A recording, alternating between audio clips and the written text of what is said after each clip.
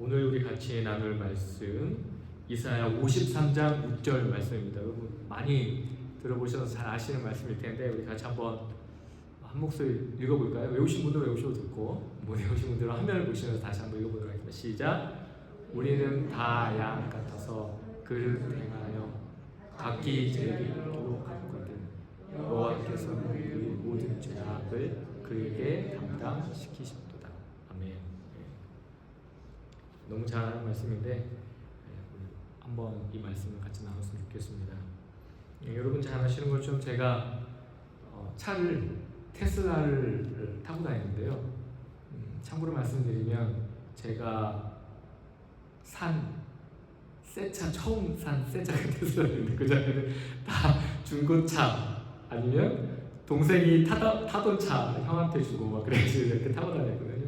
사역자니까 뭐 제가 형편이 넉넉지 못했고 뭐 그러다 보니 뭐 중고차를 타고 다녔죠. 그러다가 이제 제가 미국 와서 일을 하면서 이제 그러다 나도 새 차를 사보자 생각해서 이제 테슬라를 처음 샀는데 원래는 살 계획이 아니었어요. 원래 살 계획이 아니었는데 제가 친하게 지내는 분이 테슬라를 산 거예요. 그리고 이제 식사 교제를 하는데 그분이 테슬라가 너무 좋다고 목사님도 사시라고 목사님 차 바꿀 때 되지 않느냐 그러면서 그 바이든 시대였기 때문에 국가에서 이제 지원금이 나왔어요. 생각보다 많이 나왔어요. 그래서 이 정도면 원래 비싸서 제가 살 수 없는 차인데 이렇게 지원받고 이렇게 하면 얼추 하면 내가 살 수 있겠다 해서 이제 큰맘 먹고 샀습니다.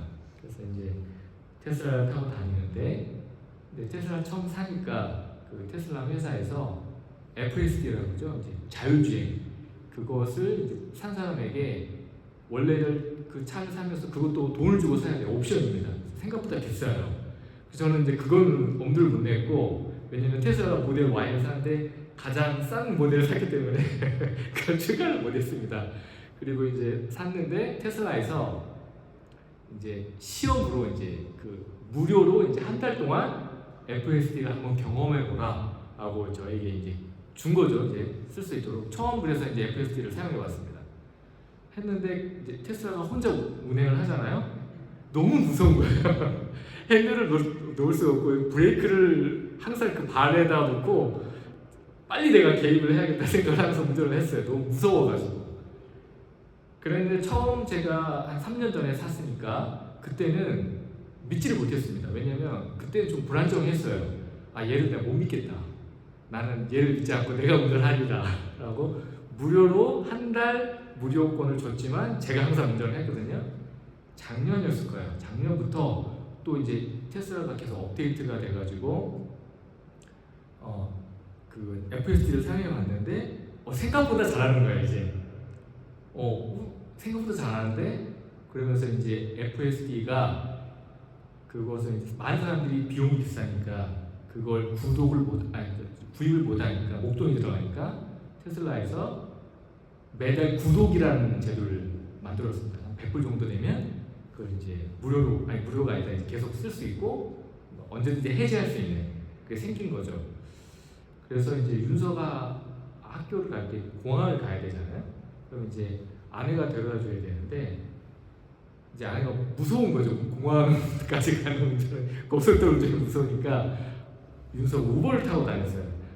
그래서 제가 그러지 말고 우리 한번 테슬라를 내가 타보니 괜찮다. FSD 괜찮은 것 같더니 우리 구독을 한번 해보자. 어차피 그 우버비를 내느니 그러니까 구독을 하자고 아내가 한번 타보더니 그 다음부터 아내가 테슬라 괜찮아. 나보다 운전을 잘하는 것 같다. 라고 하면서 이제 구독을 계속 하면서 타고 다녔습니다. 그런데 문제가 생겼어요. 언제냐면 올 봄에 제가 이제 구독을 하니까 제가 편하잖아요. 그래서 항상 출퇴근에 이제 항상 이제 FSD에 맡기죠. 근데 새벽에 제가 3시 반에 일어나서 4시에 이제 출근하니까 FSD를 키면 뭐 사실 그거 킬 것도 없어요. 뭐 도로에 차들이 별로 없기 때문에 뭐 잘 제가 운전하는 큰 문제는 없지만 그래서 FSD 돈을 내기 때문에 내리고 달리는데 갑자기 얘가 고속도로에서 가다가 국도로 빠지는 거예요. 얘 미쳤나? 그래서 제가 FSD를 끄고 다시 이제 제가 원래 다니던 55번 타고 갔죠. 그런데 얼마 가지 못해서 앞에 차들이 다 멈춰 있는 거예요. 그러니까 저는 몰랐던 거죠. 네. 그래서 그날 지각을 해서 제가 지각을 안 하는데 30분 이상을 거기서 기다리는 거예요. 그 깨달은 게 뭐였냐면 얘는 알았구나. 얘는 도로 사람을 알았고 저는 도로 사람을 몰랐던 거죠. 저는 제 경험, 새벽에 항상 막히지 않기 때문에 그냥 제 경험으로 항상 테슬라를 탔는데 테슬라는 사고가 났기 때문에 이제 국도로 가려고 했던 거였습니다. 예. 그래서 저는 왜 제가 서두에 이 말씀드리냐면 오늘 본문을 묵상하면서 이 사건이 떠올랐기 때문입니다. 오늘 본문 보시면 다시 보시면 우리는 다 양 같아서 그릇 행하여 각기 제 길로 갔거든 이라는 말씀이 나오잖아요. 네, 그죠? 그러니까 이 제 길로 갔다는 표현을 묵상을 하면서 그날 새벽에도 저는 늘 가던 길로 간 거죠. 네, 늘상 가던 길로 간 거였습니다. 근데 그게 문제였던 거죠. 우리는 잘 아는 길에서 예측할 수 없는 일이 일어났을 때 그 안내보다 내 경험을 믿는 경향이 있는 것 같습니다. 제가 그랬습니다. 예. 오늘 본문이 바로 그 이야기를 하는 것이죠. 오늘 본문을 보시면요, 맨 처음에 나오는 단어가 뭡니까? 우리라는 단어죠.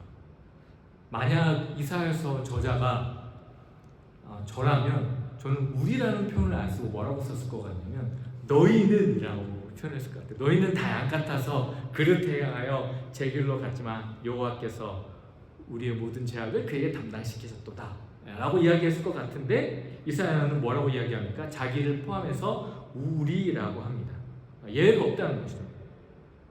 그렇다면 왜 이사야 선지자는 우리라고 표현을 했을까요? 그 답을 우리가 생각을 해보면 우리 항상 어디로 맨 먼저 생각해야 할 부분이 창세기죠. 제가 하도 많이 이야기해서 여러분들이 이제 너무 잘 아시겠지만 창세기에서 하나님이 아담과 하와를 만드시고 범죄한 이후에 모든 인류는 죄 가운데 있다고 성경은 이야기하고 있습니다. 그래서 시편 23편 기자가 여호와는 나의 목자시네 내게 부족함이 없으리라고 이야기를 했지만 그것은 언제입니까? 하나님이 죄가 들어오기 이전의 상태, 하나님과의 완벽한 상태가 그 상태라는 거죠. 근데 하나님 명령대로 순종하지 않은 아담과 하와 때문에 오늘 표현 그대로 그릇 행하여 각기 제 길로 가는 인생이 된 것입니다. 그런데 오늘 히브리어 원문을 보면요, 각기 제 길로 갔거늘이라는 표현을 히브리어 원문은 어떻게 표현하냐면 이걸 좀 직역을 하면 자기 자신의 길을 향하여 얼굴을 돌렸다 이렇게 표현합니다. 그러니까 얼굴을 돌렸다. 그러니까 이게 무슨 말이냐면 실수한 것이 아니라 선택한 것이라는 거죠. 그러니까 죄의 본질은요, 나쁜 행동 이전에 방향의 문제라는 것입니다. 하나님의 뜻대로 살아야 되는 존재가 하나님으로부터 얼굴을 돌리고 내 뜻대로 사는 것, 이것이 바로 타락한 인간의 모습이라는 것입니다. 큰 죄를 지어야만 죄인이 아니라 그냥 내 길에 있고 내 방식이 있고 내가 옳다고 생각하는 것이 있어서 그 길로 얼굴을 돌리는 것을 오늘 본문이 이야기하는 것입니다. 그래서 여기서 예외되는 사람이 아무도 없기 때문에 이사야 선지자는 우리라는 표현을 쓴 것이죠.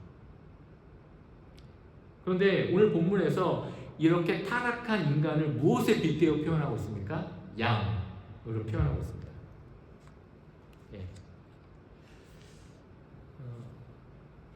양이라고 이야기했을 때 여러분들은 양 하면 어떤 게 떠오르십니까? 고집이 세다, 여러 가지 표현이 있겠죠. 그런데 성경에서는요, 양을 표현할 때 어떻게 표현하냐면 단순히 길을 잃은 양으로만 표현하지 않습니다. 성경 전체를 보시면요, 이 양으로만 봐도 성경 전체의 어떤 핵심 메시지를 우리가 찾을 수가 있어요. 첫 번째 장면을 잠깐 설명드리면 창세기 22장에 보면 어떤 이야기가 나오냐면 여러분들이 잘 아시는 것처럼 하나님께서 아브라함에게 너의 독자 이삭을 제물로 바치라는 말씀을 하시죠. 그리고 아브라함이 이삭을 데리고 어디로 갑니까? 모리아 산으로 올라가는 장면이 창세기 22장에 나옵니다. 그런데 그 본문을 보시면요, 아브라함이 이삭에게 양을 번제로 드릴 땔감을 등에 짊어지게 하고요, 아브라함은 한 손에는 불, 그 당시 성장이 없었기 때문에 불을 들고 있고 한 손에는 양 잡을 칼을 들고 갑니다. 여러분 생각해 보십시오. 이삭이라면 아버지한테 어떤 질문을 할까요? 번제 드릴 양이 어디 있습니까? 라는 질문을 당연히 할 수밖에 없죠. 예. 그러자 아브라함이 뭐라고 이야기하냐면요, 창세기 22장 8절 보면 제가 이렇게 읽어드립니다. 번제할 양은 하나님이 자기를 위하여 친히 준비하시리라 라고 이야기를 합니다. 그리고 하나님이 친히 준비를 하셨죠. 그러니까 여기에 보면 양이라는 표현이 여기 처음에 나오는데 이삭의 질문에 우리가 주목해 볼 필요가 있습니다. 양은 어디에 있습니까? 그런데 이 양이 어디에 있습니까? 라는 이 창세기 22장의 질문을 끝까지 우리가 창세기뿐만 아니라 구약 전체에서 계속 진행된다는 이야기인데요. 출애굽기 12장의 6월절, 여러분 제가 예전에 설교에서 아시겠지만 6월절 장면 한번 떠올려 보시죠. 그때도 양이 나옵니다. 애굽에서 이집트에서 이스라엘 백성들이 나올 때 마지막 재앙이 장자 재앙입니다. 장자 재앙을 피할 때는 어떻게 해야죠? 어린 양을 잡아서 그 피를 문설줄, 문틀에다가 발라야만 그 장자 재앙을 피할 수 있다고 하나님께서 말씀하시죠. 그래서 이스라엘 백성들이 그때 양을 잡습니다. 그런데 신기한 건 뭐냐면요, 놀라운 이야기 하나 있는데,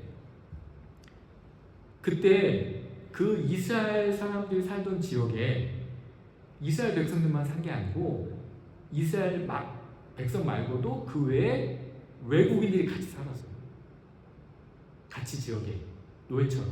그런데 놀라운 일은 뭐냐면요, 그 외국인들도 이걸 10가지 재앙을 보지 않았습니까? 그래서 마지막 재앙이 양을 바르니까 그 외국인들은 뭘 해요? 자기도 문틈에 피를 바른 거예요. 그래서 문틈에 피를 바른 외국인들이 어떻게 됩니까? 장자들이 죽지 않는 사건이 출애굽기에 기록됩니다. 그러니까 오늘 본문에서 말씀하는 그 우리라는 단어에 이스라엘 백성만 들어가는 것이 아니라 누가 들어가요? 외국인도 들어간다는 거죠. 이게 6월절에 나오는 양의 이야기입니다. 세 번째는요, 레위기 16장의 대속죄의 일입니다. 그래서 이제 출애굽 이후에 이스라엘 백성들이 하나님 앞에 나아갈 때 양을 잡아야 했죠. 근데 또 대속죄의 일에는 특별한 일이 있습니다. 그때는 양을 잡는 게 아니라 두 염소 그때 말씀드렸을 거예요. 염소를 잡아가지고 그 염소에게 모든 죄를 전가하고 염소를 어떻게 합니까? 광야로 내보내, 사막으로 내보내는 일을 합니다. 그래서 그 염소가 이스라엘 모든 죄를 짊어지고 가는 이야기가 나오죠. 예. 그래서 모리아산 6월절 대속죄일에도 구조가 똑같습니다. 계속 하나님이 뭔가를 보여주는 것이죠. 그런데 구약 성경에서의 양은 하나님 앞에 나아가는 문과 같습니다. 그런데 문제는 구약 성경의 핵심은 이스라엘 백성들이 그 하나님이 이스라엘 백성들에게 준 기회, 그 말씀대로 살지 못했다는 거죠. 하나님께 얼굴을 들고 하나님을 바라보고 살지 않고 얼굴을 돌려 자기의 욕심과 자기의 뜻대로 살았다는 것이 이게 문제죠. 그렇기 때문에 이삭이 했던 질문, 양은 어디에 있습니까? 라는 질문이 끝까지 가는 겁니다. 그리고 마지막에 어디에 나타나 양이요? 요한복음 1장 29절인데 제가 읽어드릴게요. 보라, 세상 죄를 지고 가는 하나님의 어린 양이다. 이 보라라는 단어가 헬라어 이두라는 단어인데 이게 무슨 말이에요? 강조할 때 쓰는 단어입니다. 보라, 아브라함에게 아버지인 아브라함에게 이삭이 물었던, 아버지 양이 어디 있습니까? 라고 물었던 그 물음에 대한 그 답이 요한복음 1장 29절에서 보라, 하나님의 어린 양이로다 할 때 그 양으로 결정짓는 것이죠. 2000년 넘은 그 기간 동안 이삭에 대한 질문이 답이 온 것입니다. 예. 그 양은 짐승이 아니고 하나님 자신, 하나님의 독생자 바로 예수 그리스도였던 것이죠. 그런데 여기 놀라운 반전이 있는데요. 그 반전이 무엇이냐면 예수님께서 스스로 자신을 뭐라고 말씀합니까? 요한복음 10장 11절에 이렇게 말씀합니다. 제가 읽어드릴게요. 나는 선한 목자다. 선한 목자는 양을 위하여 목숨을 버리거니와 라고 말씀해요. 그러니까 원래 예수님의 정체성은 양이 아니에요. 목자입니다. 근데 그 목자가 양이 되신 것이죠. 에덴에서 우리가 등지고 떠났던 그 목자가 우리를 찾아와 양의 자리로 내려오신 것입니다. 그리고 예수님이 어린 양이 되셔서 십자가에서 단번에 제사를 드림으로 더 이상 피를 흘려야 하는 제사를 드릴 필요가 없게 된다는 것이죠. 그런데 오늘 성경을 보시면, 영어 성경을 보시면요, ESV 영어 성경을 보시면 특이한 표현이 있습니다. 뭐냐면 영어 성경의 첫 번째 장에 all we로 시작해요. 그러니까 우리 모두로 시작되죠. 그리고 영어 성경 마지막에 보면 오늘 이사야 53장 6절에 보면요, us all로 끝납니다. 그게 무슨 말이냐면 우리 모두로 시작했다가 우리 모두로 끝나요. 근데 우리 성경에는 어순 때문에 그렇게 구조를 안 만들었지만 영어 성경 그렇게 만들었습니다. 그런데 히브리어 원래 성경에 보면 우리 모두라는 단어가 쿨라누라는 단어인데 쿨라누로 시작하고 쿨라누로 끝나요. 근데 이게 무슨 의미? 그럼 이게 무슨 의미가 있냐면 처음과 마지막으로 어떤 구조가 이게 그 히브리어 문법 구조로 키아즘이라는 건데 그것은 뭔가를 강조하려는 의도를 가지고 한 거라는 거죠. 우리 모두를 강조하는 것입니다. 그렇다면 이 우리 모두가 그 뭘 이야기하냐? 첫 번째 우리 모두는요, 우리 모두 양같이 길을 잃었다는 것을 강조하는 것입니다. 하나님의 뜻대로 살지 않고 자기 뜻대로 살고 있음을 이야기하는 거죠. 그러니까 타락한 인류 전체의 모습입니다. 예외가 없다는 것을 강조하는 거예요. 그러면 두 번째 우리 모두 쿨라누라는 단어는 무엇을 이야기하는 거냐? 우리 모두의 죄악을 그에게 담당시키셨다는 것을 강조하는 거죠. 그러니까 우리 모두가 하나님의 은혜의 자리에 서 있다는 것을 강조하는 것이죠. 같은 단어인데 그 같은 단어가 첫 번째는 그 죄의 문제를 고발하는 것이고 두 번째는 그 죄의 문제를 예수 그리스도의 십자가에 주신과 부활로 해결하는 그 복음을 가리키는 것입니다. 그런데 이 둘의 반전이 어떻게 일어나냐? 첫 번째 우리 모두와 마지막 우리 모두 사이의 가운데 단어가 중요하거든요. 이 가운데 히브리어의 가운데 단어가 무엇이냐면요, 그런데 여호와께서는 이란다. 그런데 여호와께서는 하나님의 이름이 문장 가운데 있다는 것이죠. 그 주어가 바뀝니다. 앞에 시작은 우리가로 시작되지만 두 번째 우리 모두에서는 주어가 하나님으로 바뀌는 것이죠. 우리가 길을 잃었고 우리가 제 길로 갔지만 후반부의 주어는 하나님이시라는 거죠. 우리가 노력해서 우리의 죄악을 예수님께서 담당시킨 것이 아니라는 것입니다. 우리가 돌아온 것도 아닙니다. 우리가 길을 잃고 있는 동안에 하나님께서 먼저 움직이셨다는 것입니다. 하나님께서 우리 모두 죄악을 그에게 담당시키셨다는 것이죠. 구원의 주어는 처음부터 끝까지 하나님이시라는 것입니다. 이 담당시키셨다는 단어가 히브리어로 힙기야라는 단어인데 이게 법정에서 쓰는 단어입니다. 하나님이 재판장이 되셔서 우리 모두의 죄를 그 아들에게 공식적으로 전가시키셨다. 이전시키셨다는 거예요. 대속죄인의 대제사장의 속죄 양의 머리를 두 손을 얹었던 장면이 십자가에서 실제로 일어났다는 것입니다. 그리고 놀라운 사건이 하나 더 있는데 예수님이 쓰시던 그 헬라어 구약성경 70인 번역이죠. 이 단어를 구약성경의 이 53장 6절에 담당시켰다는 단어를 파레도켄이라는 헬라어로 썼는데 넘겨주셨다는 단어 번역했는데 이 단어가 로마서 8장 32절에 그 단어를 쓰는데요. 로마서 8장 32절 제가 읽어드립니다.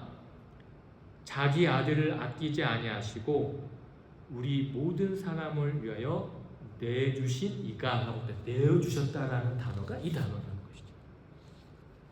그러니까 이사야 53장 6절에 말씀했던 그 내어줌이 로마서 8장에서 다시 강조되는 것입니다. 되고 있다는 것입니다.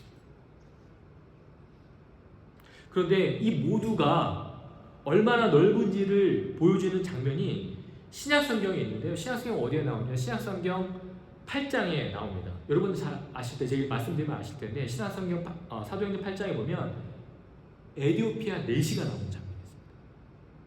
그 내시가요, 예루살렘에서 예배를 드리고 다시 에티오피아로 돌아가는 장면에 그가 성경을 읽고 있습니다. 근데 그 성경에 읽는 성경이 무엇입니까? 이사야 53장입니다.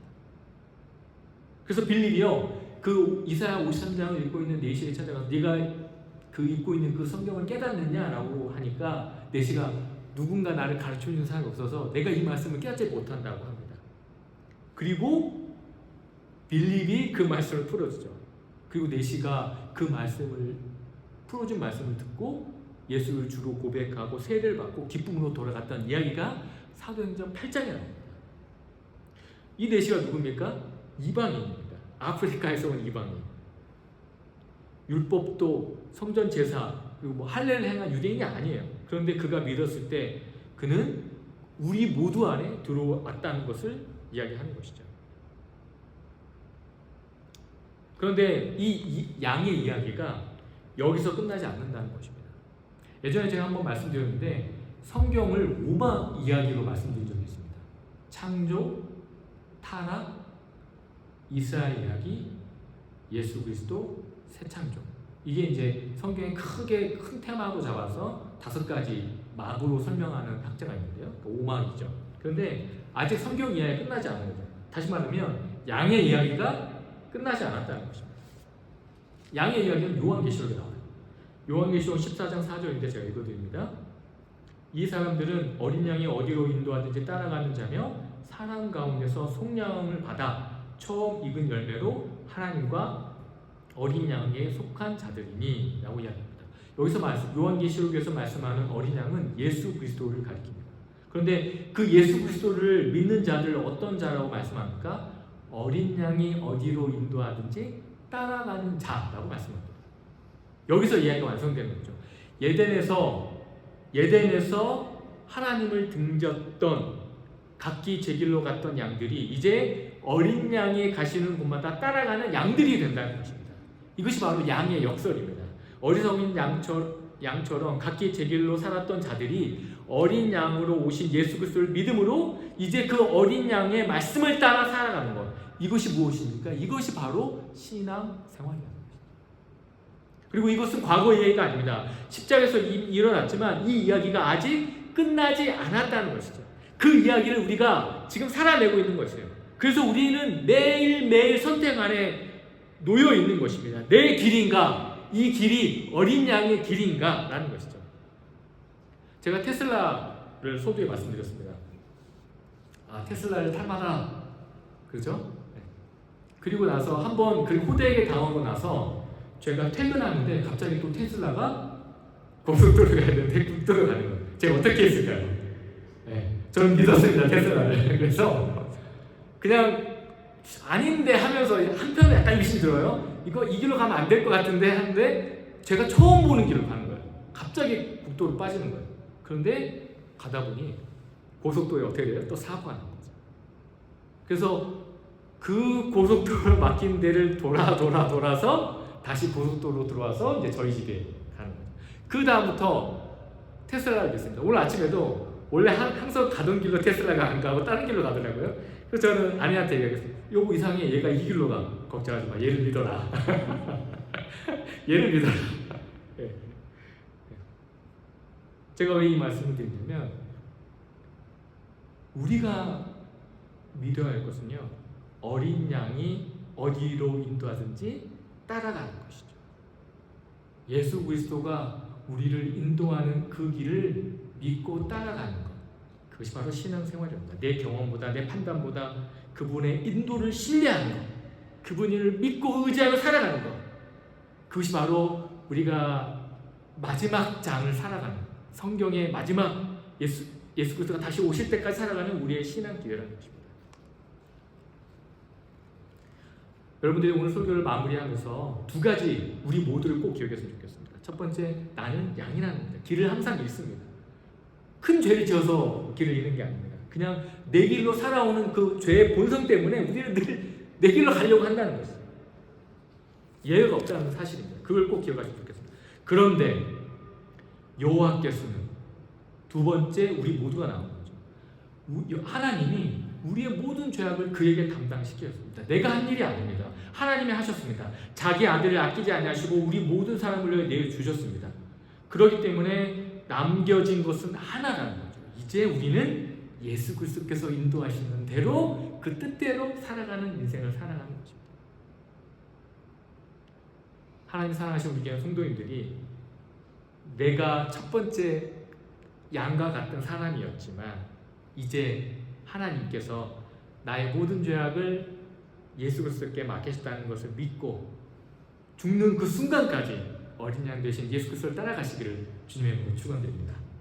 기도하겠습니다. 하나님 아버지, 우리 모두는 양같이 하나님의 얼굴을 바라보지 않고 돌아서서 마음대로 살았습니다. 그럼에도 불구하고 하나님께서 우리의 죄를 예수 그리스도께 담당시키셔서 누구든지 예수 그리스도를 믿는 자들에게 하나님의 자녀가 되는 특권을 주심을 다시금 깨닫게 해주셔서 감사드립니다. 이제는 목자의 음성을 듣고 따라가는 양이 되게 하여 주시옵소서. 감사드리며 이 모든 말씀 우리 구주 예수 그리스도의 이름으로 기도드립니다. 아멘.